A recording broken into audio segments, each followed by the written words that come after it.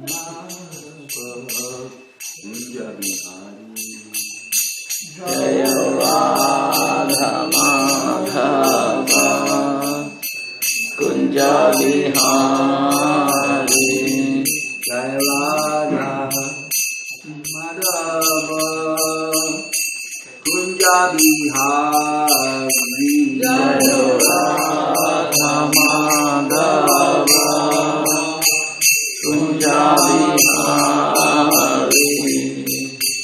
Gopi Janavallabha Girivardhari Gopi Janavallabha Girivardhari Jai Gopi Janavallabha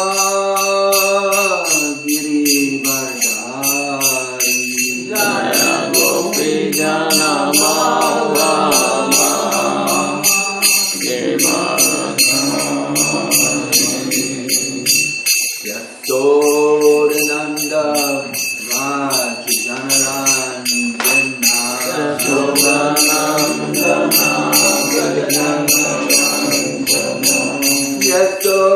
Yasodananda Rajajanarandana Yasodanandana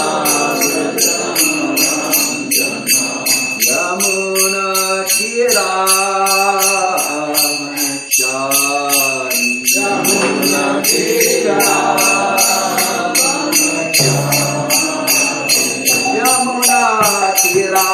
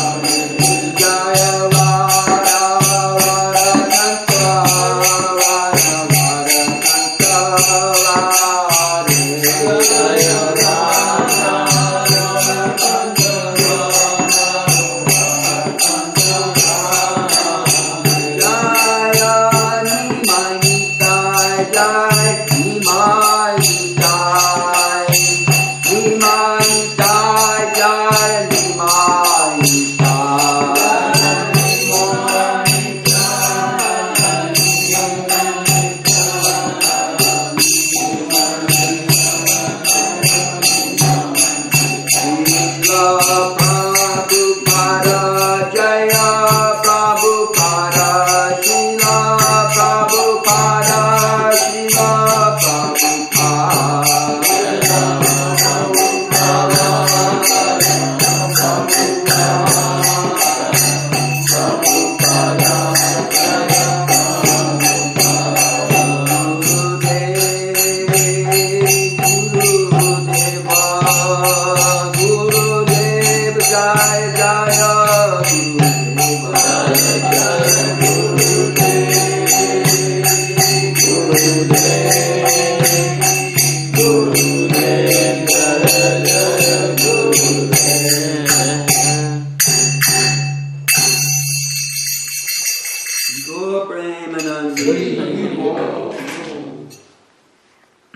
Om Namo Bhagavate Vasudevaya.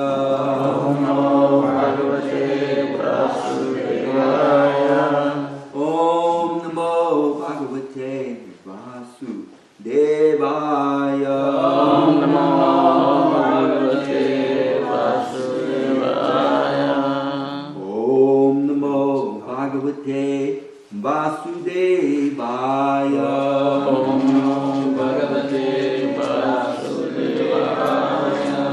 Om Namo Bhagavate Vasudevaya. Om Namo Bhagavate Vasudevaya. Shrinvatam Swagata Krishna Punya Shravana Kirtanaha Vriyantastoya Bhadrani Vishnunoti Suritsitam. Shri Krishna, the personality of Godhead, who is the Paramatma, in everyone's heart, and the benefactor of the truthful devotee, cleanses the desire for material enjoyment from the heart of the devotee, who has developed the urge to hear his messages, which are in themselves virtuous, when properly heard and chanted. Nasta Prayeshu Abhadresu Nityam Bhagavata Sevaya Bhagavati Uttama Sloke Bhaktir Bhagavati Naistiki. By regular attendance in classes on the Bhagavad and by rendering service to the pure devotee, all that is troublesome within the heart is almost completely destroyed. In loving service unto the personality of Godhead, who is praised with transcendental hymns, is established as an irrevocable fact. Srimad Bhagavatam, Canto 1, still the same chapter, 17. The reward and punishment of Kali, and it's two texts, 43 and 44. Do they have both on the board or just one? Just the one. Okay. Saha Esha Etahi Ajasta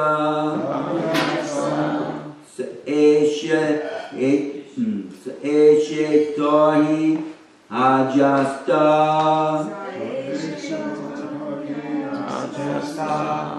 Asanam Pativochitam Asanam Pativochitam Pitam Heno Panyastam Pitam Heno Panyastam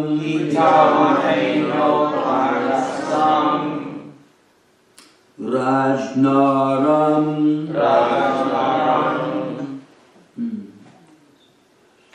Let me see how they got it broken up, the words here.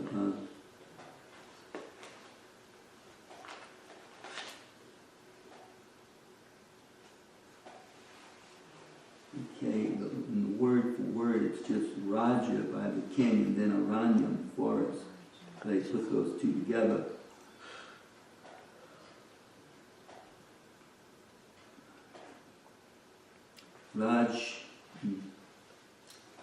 Rajnaranyam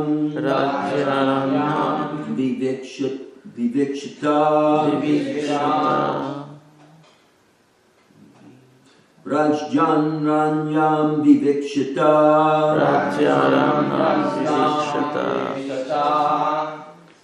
Sa Esha Etahi Ajasta Asanam Prativochitam Pitamaheno Panyastam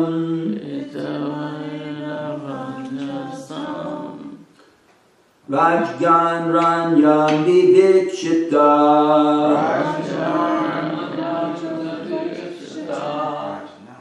Sa Esha etahi ajasta asanam prativochitam itamaheno panyastam rajgan ranyam vivichita sa esha etahi ajasta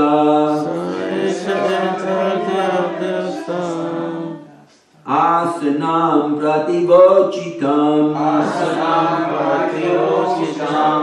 itamaheno panyastam radhyan ranyam vivikshita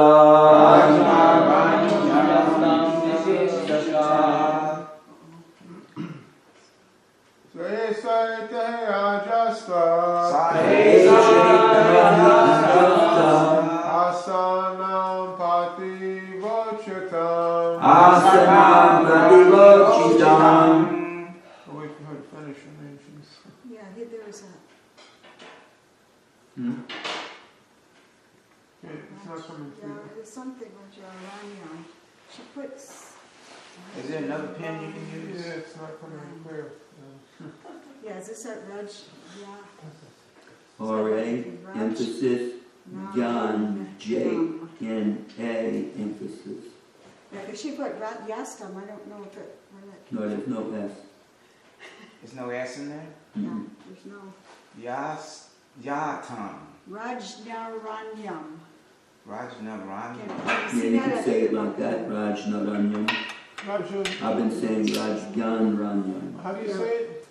Rajaranyam. Rajna. Ranyam. Rajna. Okay. Some reason it was written Astam at the end, but it's not Astam. Sesa etahe ajasta. Eshitati ajasta.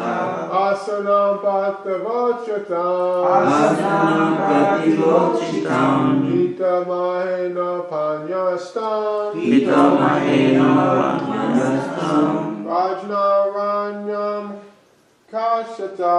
Rajnaranyam vivikshita.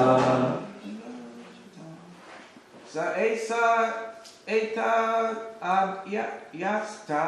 Seshitatyayasta. Asanam prativochitam. Asanam prativochitam. Pitamaheno panyastam. Pitamaheno panyastam. Rajnaranyam tam vivikshata. Rajgan ranyam vivikshita. Sa esha etarti adhyasta Seshitayi ajasta. asanam partivochitam Asanam prativochitam. pitamaheno panyastam Pitamaheno panyastam. rajnaranyam vivikshata Rajnaranyam vivikshita.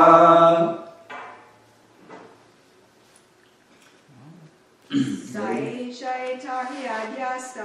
Seshitayi ajasta. Asanam partivochitam. Asanam prativochitam. Pitamaheno panyastam. Pitamaheno panyastam. Rajaranyam vivikshata. Rajnaranyam vivikshita.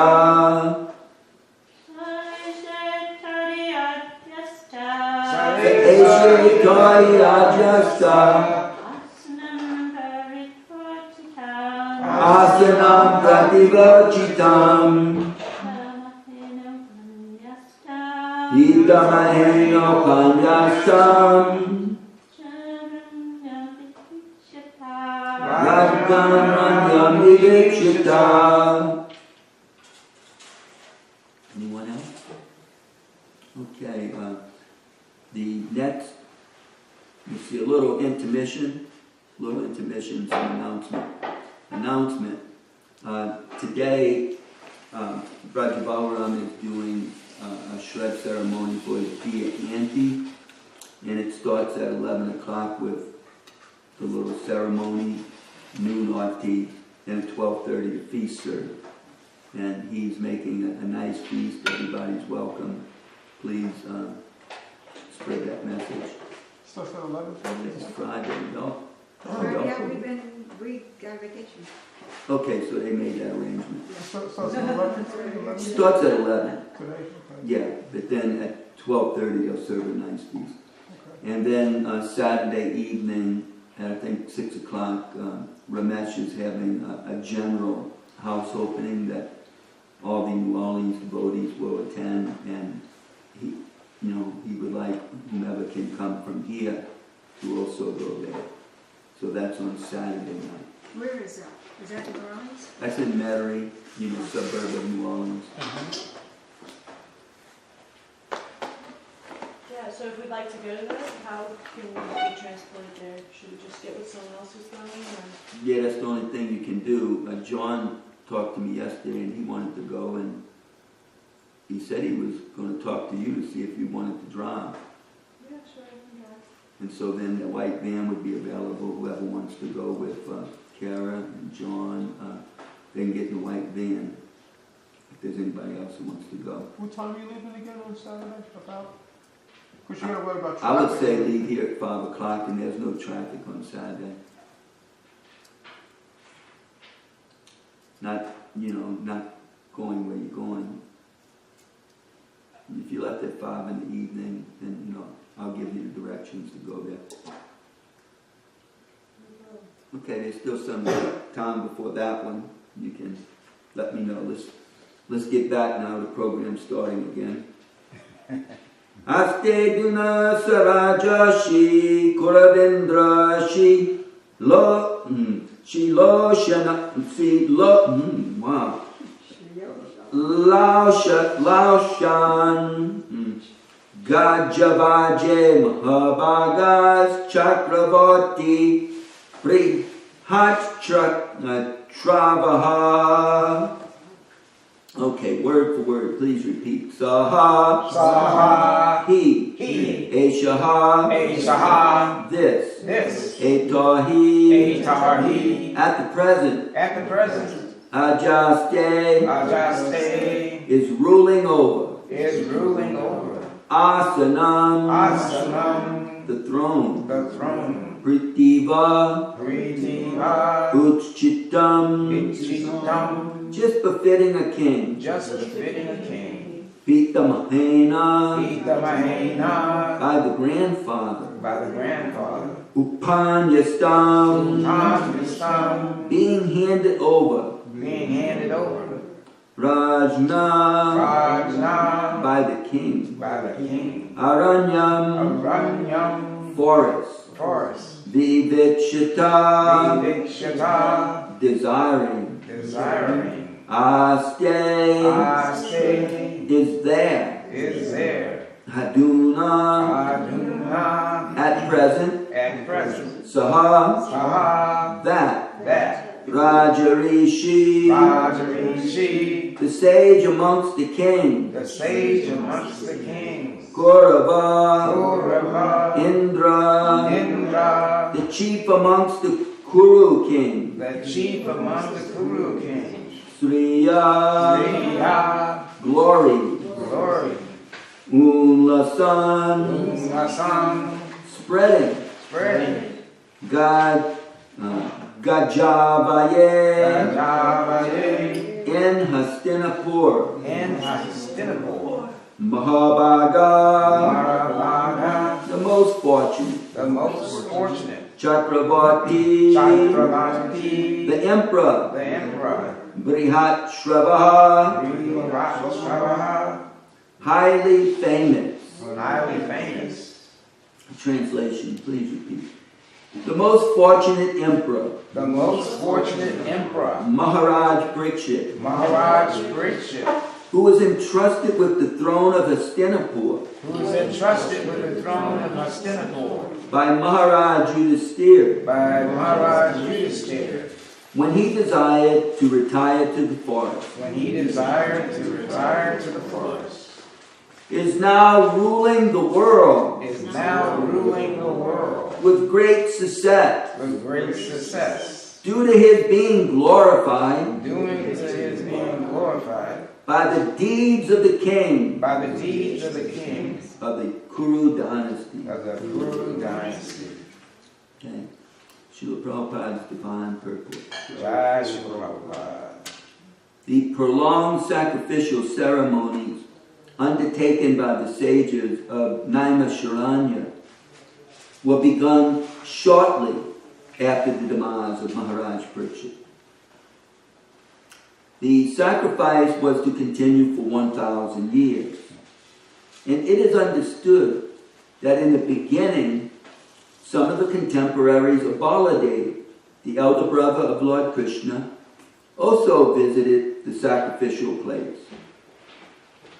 According to some authorities, the present tense is also used to indicate the nearest margin of time from the past. The present tense is used to indicate the nearest margin of time from the past. In that sense, the present tense is applied to the reign of Maharaj Parikshit here. For a continuous fast, for a continuous fact, also present tense can be used. The principles of Maharaj Parikshit can be still continued, and human society can still be improved if there is determination by the authorities. We can still purge out from the state all the activities of immorality introduced by the personality of Kali, if we are determined to take action like Maharaj Parikshit. He allotted some place for Kali, but in fact, Kali could not find such places in the world at all, because Maharaj Parikshit was strictly vigilant to see that there were no places for gambling, drinking, prostitution, and animal slaughter. Modern administrators want to banish corruption from the state. But fools as they are, they do not know how to do it. They want to issue license for gambling houses, wine, and ever-intoxicating drug houses, brotels, hotel prostitution, and cinerama houses, and falsity in every dealing, even in their own. And they want, at the same time, to drive out corruption from the state. They want the kingdom of God without God consciousness. How can it be possible to adjust two contradictory matters? If we want to drive out corruption from the state, we must first of all organize society to accept the principles of religion, namely austerity, cleanliness, mercy, and truthfulness. And to make the condition favorable, we must close all places of gambling, drinking, prostitution, and falsity. These are some of the practical lessons from the pages of Srimad Bhagavatam. Thus ends the Bhaktivedanta purport to the 43rd and 44th verse of the 17th chapter of the first canto of Srimad Bhagavatam, the reward and punishment of Kali. Srila Prabhupada ki jai. I offer my obeisances unto the lotus feet of His Divine Grace, Srila A.C. Bhaktivedanta Swami Srila Prabhupada, who is opening my eyes with the torch of knowledge, even though they have been shut by the darkness of ignorance. When will Rupa Goswami Prabhupada, who has established within the material world the mission to fulfill the desire of Lord Chaitanya Mahaprabhu. Give me shelter under his lotus feet. Srila Prabhupada ki jai. So at first Srila Prabhupada in the purport gives us a history lesson. I mean, not history lesson, English lesson about Sanskrit being able to use the present tense is the to indicate the nearest margin of time from the past. So I guess that was used in accordance with Maharaj Parikshit ruling the kingdom after the renunciation of Maharaj Yudhisthira. Perhaps it also had something to do with the sacrifice. It says also that, according to some authorities, the present tense is also used to indicate the nearest margin of time from the past.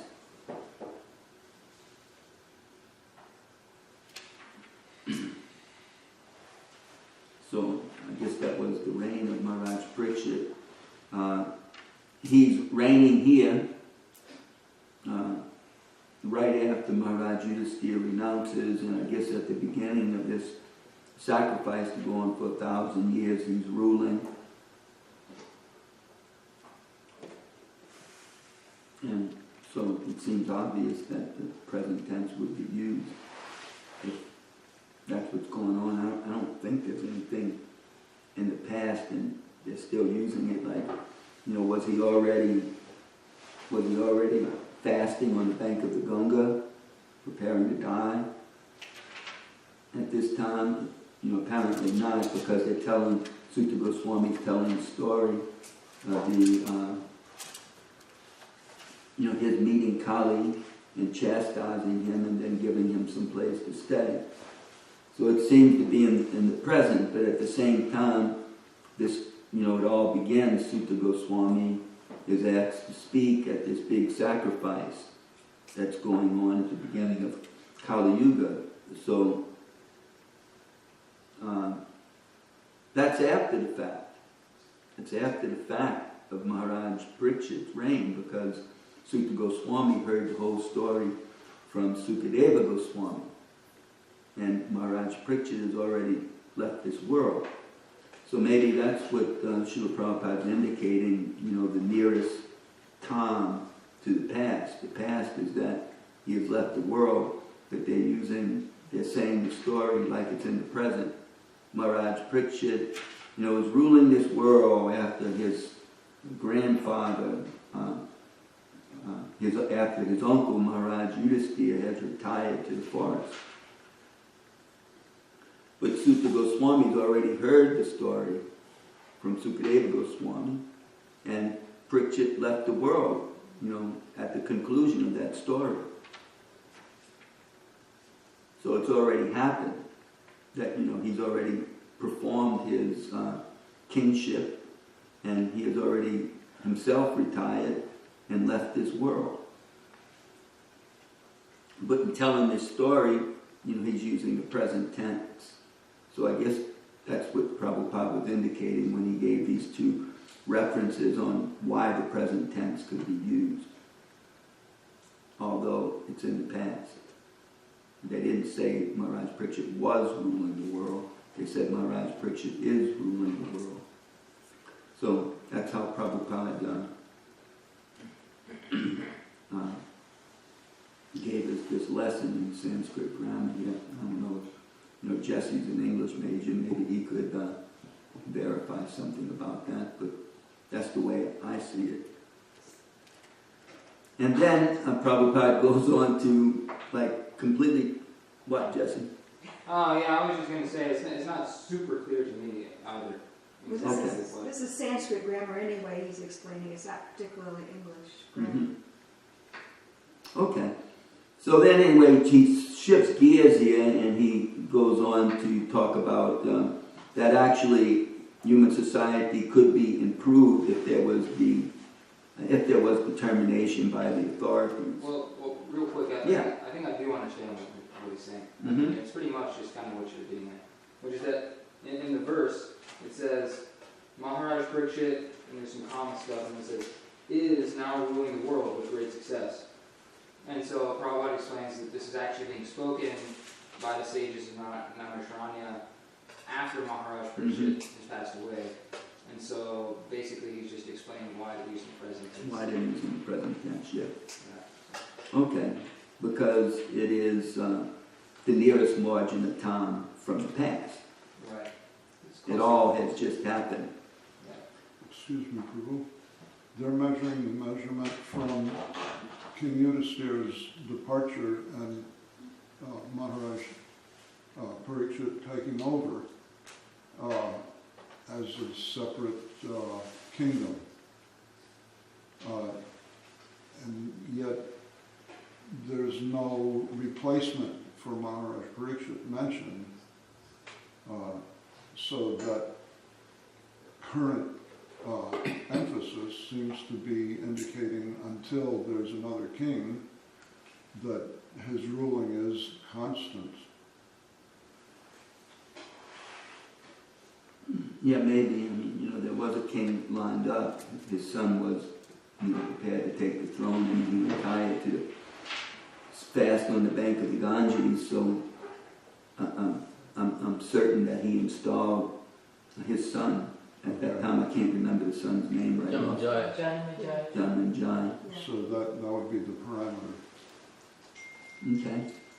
But also, like we speak of Prabhupada, Prabhupada is still here, he's still guiding us, we're still under his reign, even though, of course... Yes, so many times we use the present tense. Yeah. Yeah, that's what I was wondering if that's what Prabhupada was indicating. Yeah, just as a coincidence, I happened to hear a lecture last night by Prabhupada. I don't remember the title of it. It was a 30-minute lecture on YouTube, and he was saying that I know this Naimisharanya is not in Vaikuntha, but he's saying in Vaikuntha there is no past or future, it's always present. Mm-hmm. So these are transcendental or pure transcendental, or these are very advanced transcendentalists, and so that could also play a factor in the way they're speaking, because it's always present when you're in the spiritual state. It's always the present. One other aspect I'd like to add is that Prabhupada said that the tide of Kali Yuga can be reversed by following Lord Chaitanya's leadership. And Lord Parikshit's. what's And that? Lord Parikshit's leadership. In the purport, he said it can be reversed by following Lord Parikshit's principles. Yes, I mean, Maharaj Parikshit's principles. yes. Yeah. So perhaps he's indicating like that too. Well, he definitely will indicate like that. And it's all one paragraph, but it could have been a new paragraph started.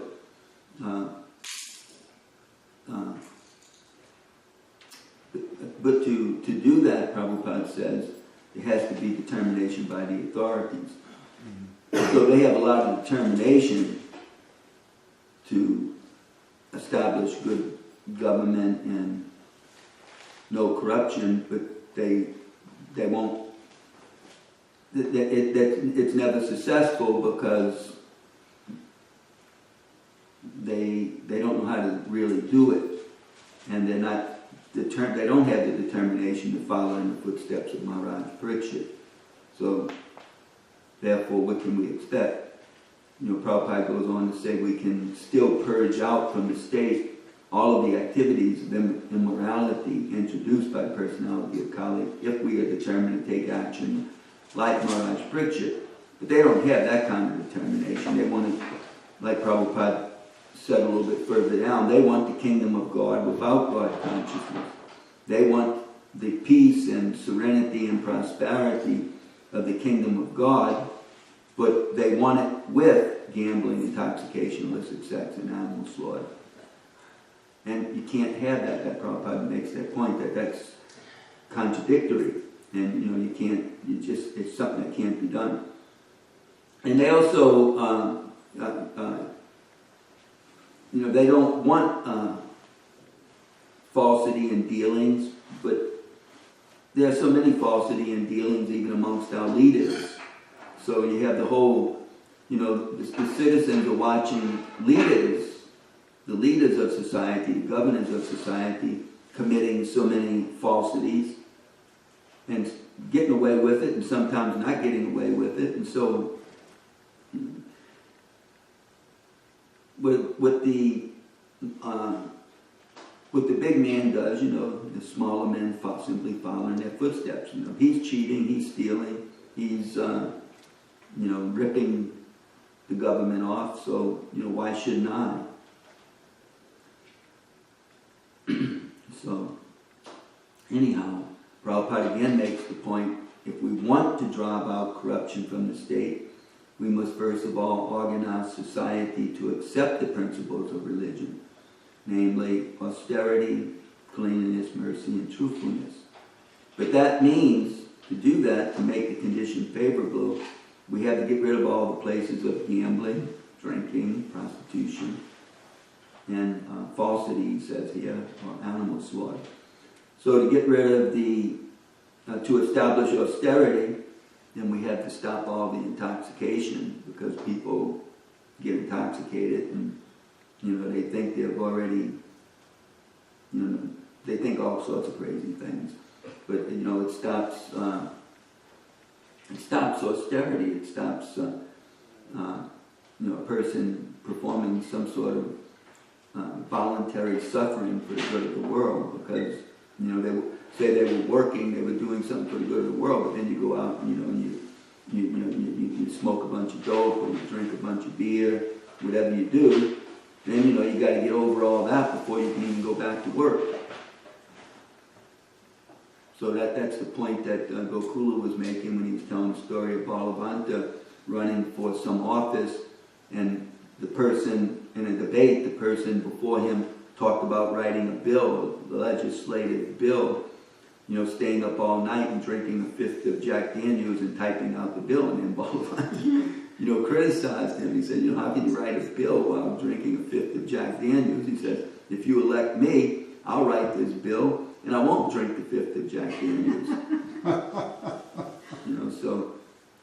But they, it had become such a part of society that, politicians would say those things, even if they didn't drink the whole fifth of Jack Daniels, because they'll think that all these drunkards will vote for me. That's just it's just a standard in society, drinking alcohol and smoking cigarettes. That's diminished a lot since, it was most prominent after World War II, but it's diminished greatly since then. And I would seriously doubt if anybody would say anything like that today. They just would never say anything like that today. But they said it back in, 1972.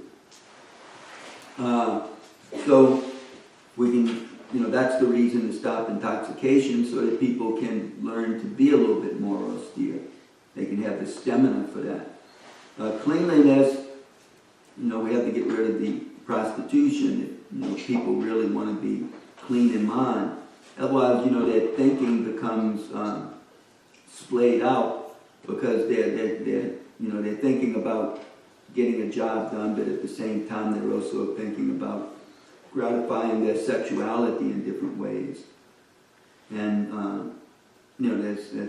so therefore their determination is sort of cut in half, because their determination is going one place, and then it's also going another place.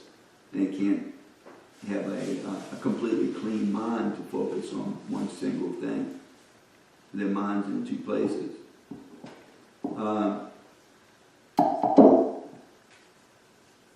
Truthfulness, I guess, is the gambling house, because who can be truthful and gamble?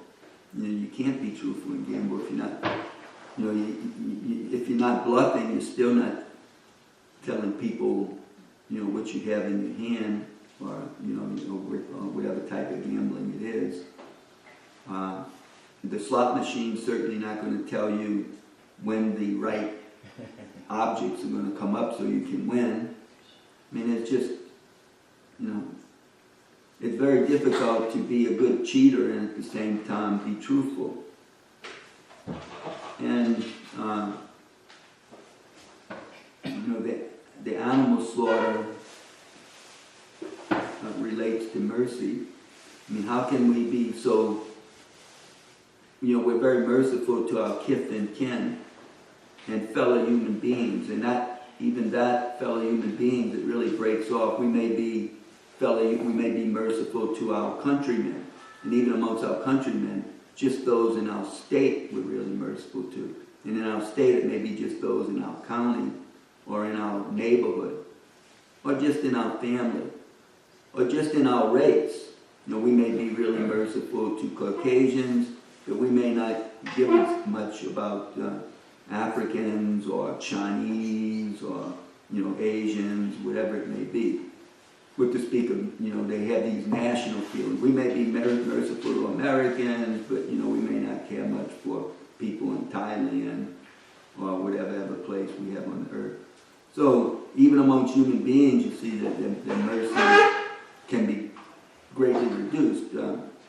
Not everyone, and it maybe not even in general, but it could very well be in general that people's mercy is really limited to just some sort of family consciousness or community consciousness or national consciousness, race consciousness. But what about all the other creatures on the earth? I mean, is it really? They don't. It's a crime to persecute dogs and cats or any animal, but especially their pets. They make a big issue out of. But yet, every day they're sending draft animals, domesticated animals, to slaughterhouses. I mean, they don't even slaughter them in a very merciful way. So, what kind of reactions do we get for that in our society? Where there's just so little mercy that, other creatures that eat and breathe and drink just like we do, they don't have any life. No life. They have to cruelly, sacrifice them for the pleasure of their tongue. So, what kind of, just no mercy in society. So all we can do is keep preaching and chanting Krishna's names and, purifying people's minds, and then, gradually, one day, maybe within 10 years, maybe 100 years, sometime in between that, possibly more, that one day somebody may be able to run for a leadership post based upon these principles. Nowadays, I would highly doubt if somebody would get elected if we got up there and said we need to close the slaughterhouses and places of prostitution. In America, they claim there's no places of prostitution, but that's just another falsity. I mean, so many hotels and motels are used as places of prostitution, and occasionally law enforcement gets out there and tries to break it up. But in a lot of places, it is legal. Canada, prostitution is legal. Even in Las Vegas, it's legal. I mean, prostitute just has to go to a doctor for a cleanliness test. She doesn't have any sexually transmitted disease in her at that time, and then she can get a stamp of approval to sell her goods. So even in America, there's legalized prostitution in Las Vegas at least, or Nevada. So I mean, to go out there and to say, we're going to close all the gambling casinos. That's the platform I'm running on. If you elect me, I'm going to pass legislation to close all the gambling houses in America, all the slaughterhouses, all the prostitution houses, and what's the other one? Liquor. Yeah, and all barrooms. I mean, people would just laugh you right up there. All right, and they just, even if they were polite, everybody just, all right. They let you do your spiel, and then they just go on the next person. Then when the time for voting came up, if there were 50,000 people voting, maybe, you got 500, maybe 50. Nobody would vote for you. The fact that more than likely you'd be made fun of by other politicians, just like even our Supreme Court Justice who recently was elected. I mean, he very publicly, emphatically said, I like beer. I drink beer. I like beer when I was a teenager, and I like beer now. So, it's just, Don't you like it? and Prabhupada says in another part of the Srimad Bhagavatam that, yes, alcohol is the drink of the demons. The asuras love alcohol. They love, these things, intoxication. You can imagine a powerful Rakshasa, they can take a lot more dope than what humans can take. I mean, human takes a lot of dope and, then they can't even fight anymore. They just keel over. These Rakshasas, they can take all sorts of intoxication and eat, then many times they'll just eat their victim. I mean, they love war and intoxication and these things. I mean, it's just, part of their life, and it had become, and also somebody recently gave the example of the Bhaktisiddhanta disciple going to the West and the person saying, please make me a Brahmin. And he says, yes, just follow these principles. And that person saying it's impossible. And that's why they call it a Mleccha and Yavana society. It's a society that takes Vedic principles cheaply and they engage in animal slaughter. So who could expect that any of these people could ever become Krishna conscious? It's just a miracle how Srila Prabhupada came here and established the Krishna consciousness movement, and that we can have a glimpse, because we've seen things change drastically from when Prabhupada came in 1965 to what things are today in 2018. We can actually perceive that, yes, there is the possibility that anywhere from 10 to 100 years, a person could actually run on this platform. That's how much society is changing. I mean, there's just been drastic purification. I mean, they see it. They ban cigarettes. They won't allow any cigarette in the hospital. You don't go to any hospital and see that smoking's allowed here. I mean, you can't even smoke hardly in any places. You see bankers, they have to step outside the bank and go behind the bank to smoke if they smoke. Smoking, and you can't be intoxicated on the job. You can't even drink and drive. When I was a kid, you got away with drinking and driving a lot of times. In the 1950s and 60s, it was still common. No soldier went off to war and wasn't allowed to drink. I mean, you could die the next day. So intoxication was has always been a part of the military. In their off time.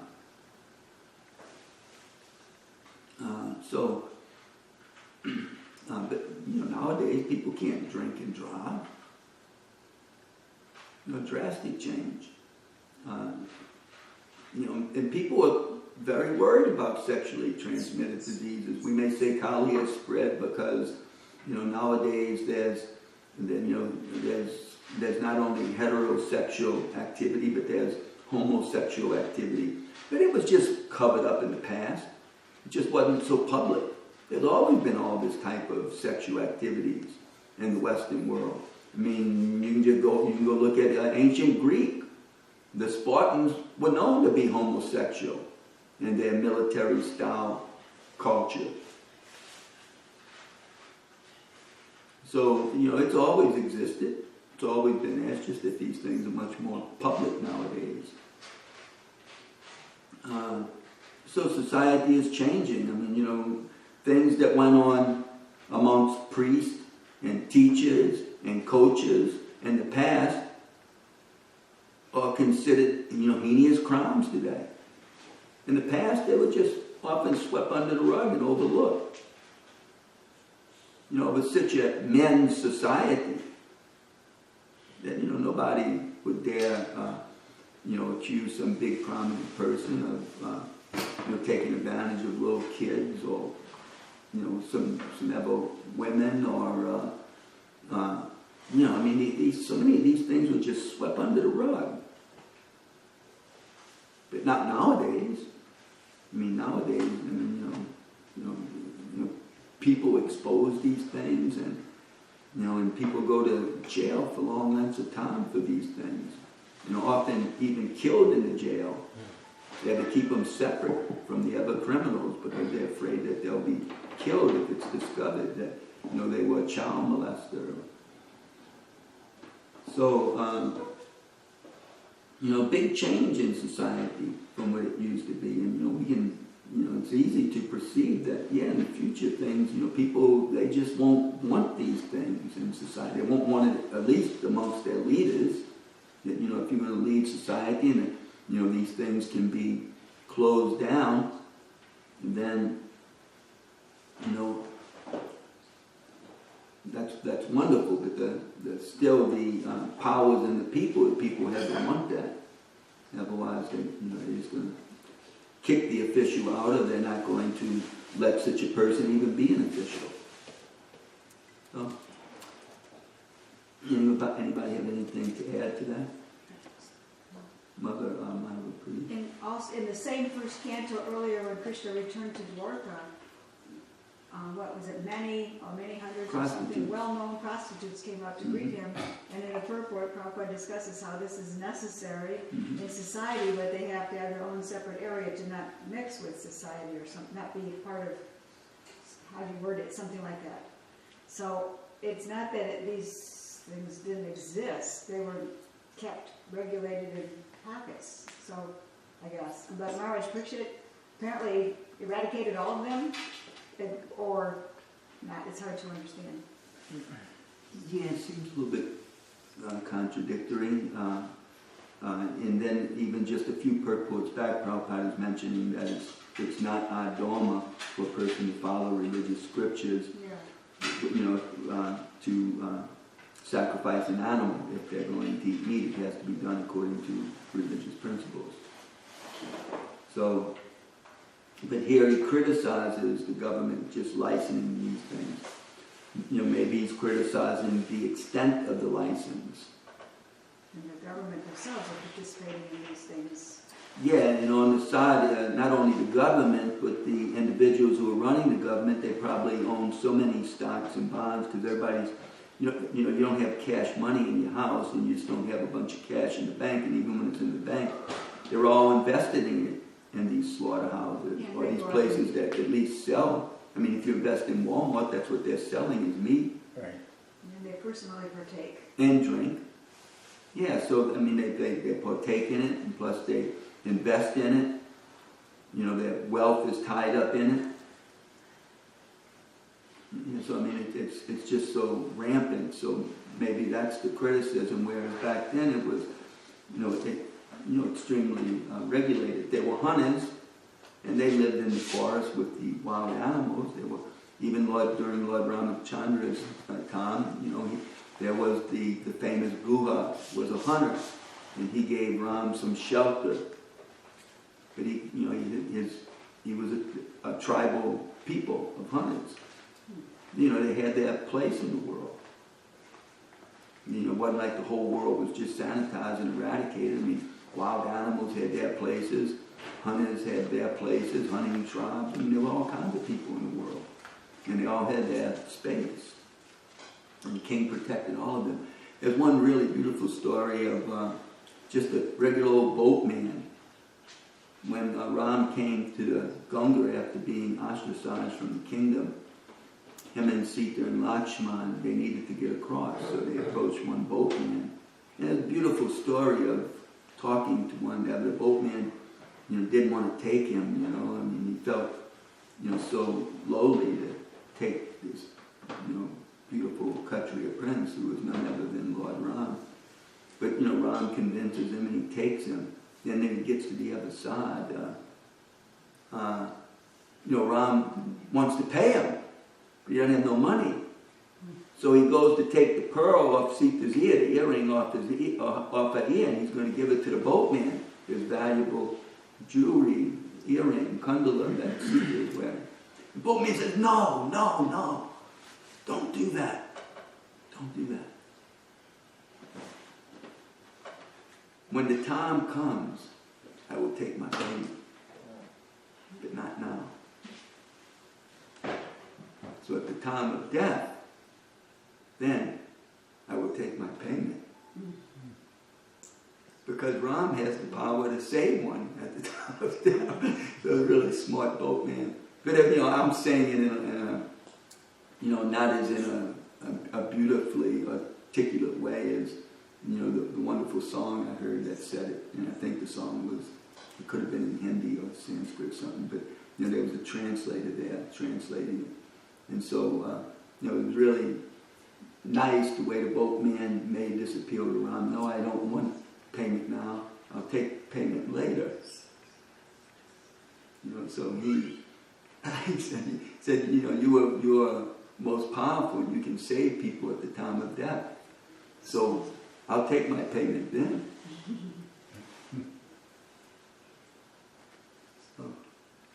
But I mean, everybody existed in society in the past, but they just didn't.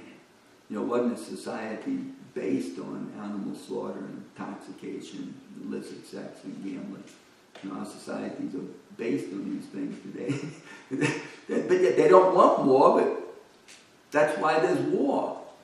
They don't want crime, but that's why there's crime. They don't want so many types of diseases, but that's why there's so much disease. Until they get sick of those things, then how can you give it up? When they finally realize that we're making this society the way it is by the things that we enjoy. So I know it's slow, but it's getting there. But just go back in time, to beginning of Prabhupada's movement. And, Prabhupada himself didn't think it was possible. I mean, because this is what Malechas and Yavanas do. That's a part of the society. But it's practically, they've accumulated enough wealth that they're destroying the society by enjoying these things. And when anybody gets a little bit of money, now that the Chinese are getting money, just see how much, all of their drinking problems go up. And, then they just start eating more and more pigs. You can't send enough pigs from America to China to eat. They would probably put, a tax on the pigs too, if they could get them from somewhere else. So, they just start eating more meat. I heard one person recently say, they were talking, it was actually the guitarist from the old music group, Queen.